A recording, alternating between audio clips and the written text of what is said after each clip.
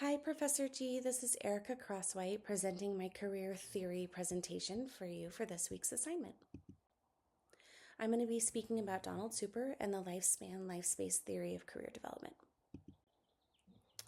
So, orientation to Super's theory, he is the leading developmental theorist and created a model for career development counseling back in the 1950s, that expanded all the way through the 1990s and still to this day. It's a synthesis of a lot of different research that culminated in his CDAC model, known as the Career Development Assessment and Counseling Model. It's a segmental theory that involves the lifespan, life space, and self-concept. He developed a life rainbow visual for acknowledging how self-concept develops over time. He emphasizes the process of career development over the lifespan, as well as the cyclical nature of career development. And he discusses how career maturity includes how we make choices, the adjustments, the adaptability, and the lifelong learning that we are engaged in over the course of our careers. This is a visual of his life rainbow that shows the ages and stages of his model, as well as the different roles and the personal and societal factors that impact our career development. His key constructs include the lifespan, life space, self-concept, stages and influences, and adaptability or career maturity. His model / theory discusses how career development occurs over the lifespan. It also involves all of our roles that we play, our self-worth, our values, and the interplay between our lifestyle and life structure. He discusses how self-concept develops over time. His age-based stages include the growth stage, exploration stage, establishment stage, maintenance stage, and disengagement stage. He discusses how the influences of family and socioeconomic status, education opportunities, community, and personal factors influence our career development. And again, back to career maturity, he talks about how we cope with and adapt to the developmental tasks and the changes in our career over time. I found 3 articles that support his theory, and this is a little bit difficult because in the last 6 years there haven't been a lot. However, a lot of the articles that I did find talked about his theory as a framework from which they built their interventions or their practice.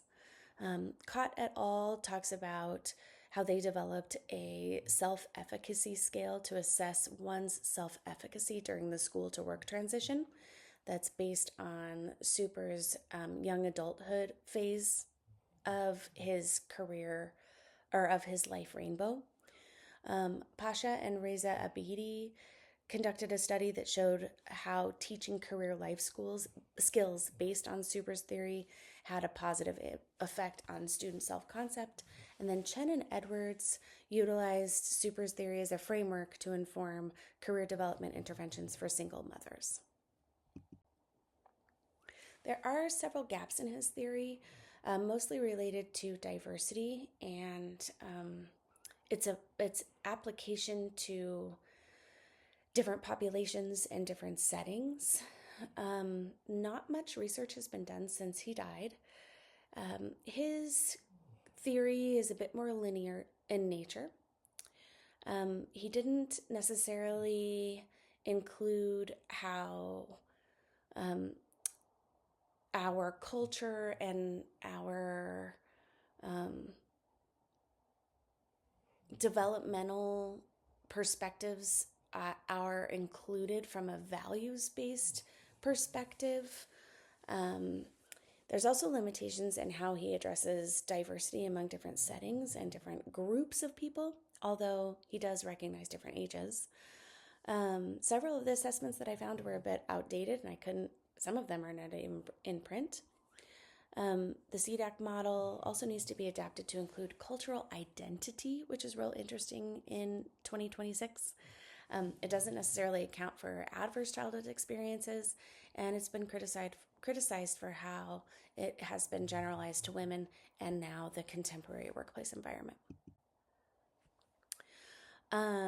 For clients with diverse backgrounds and marginalized populations, Super's theory has it offers a strong framework for how to develop those interventions, but it doesn't necessarily include people from diverse backgrounds and marginalized populations in the way that it was developed. However, I believe that you can adapt it to working with clients with diverse backgrounds because it does recognize that our cultural backgrounds do influence our career development. And this is really in the section around one's culture of origin and how that influences our career development. There is discussion about how individual differences play a part in our career development. So it does honor individual differences. Career development is related to psychosocial development and social and cultural norms. He does talk about that, especially when he's talking about the personal and societal factors related to the roles that we play. There are some environmental obstacles that seem to be left out, such as poverty, racism, sexism, access to quality education, access to extracurricular activities, and the impact on career development. So those need to be included when we use Super's theory. And then thinking about working with clients from diverse backgrounds, there are developmental tasks in each stage of the career life rainbow that need to be considered from different backgrounds and expectations in cultural norms.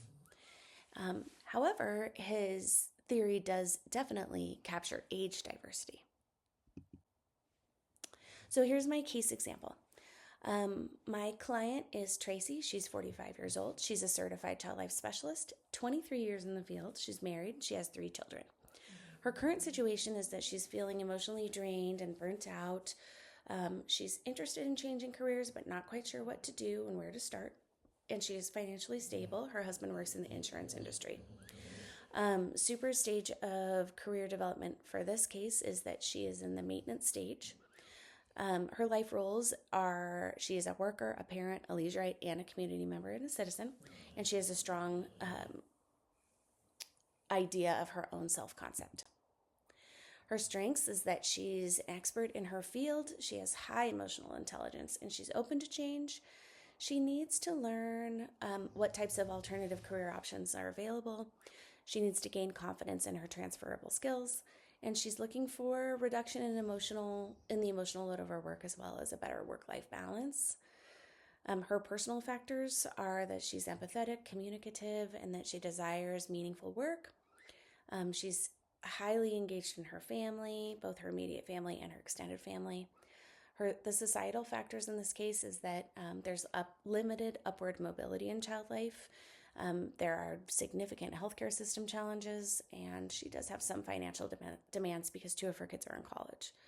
She's very attached to her roles. She enjoys all of them, but she's interested in something new. So when I was thinking about potential counseling goals and interventions for her, I was thinking about these. I just did a high-level list of goals and interventions. So we want to increase awareness of professional values by doing values inventories or a values card sort. We want to clarify her self-concept at this point in her career. So learning about her career story through a narrative career interview.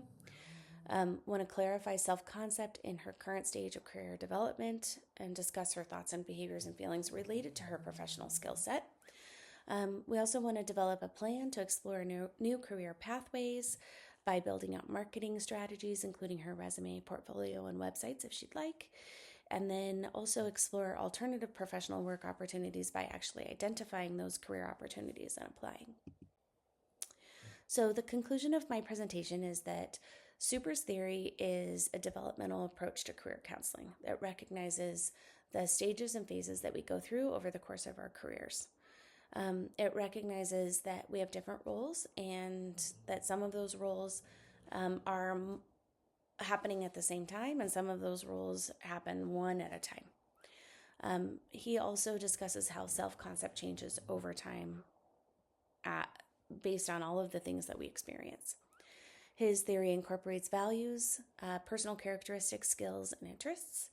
He acknowledges the internal and external factors that impact one's career, and he offers a strong framework that has evolved over time, and it's also been improved on over time by multiple different researchers and students, and I think it's been applied more effectively across marginalized populations now, much more so than it was when it was first developed.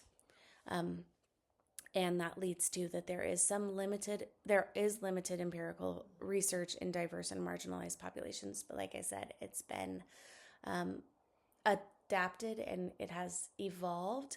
And in the literature that I was able to find, there are ways that people have used supers theory in working with marginalized populations now. Thank you so much.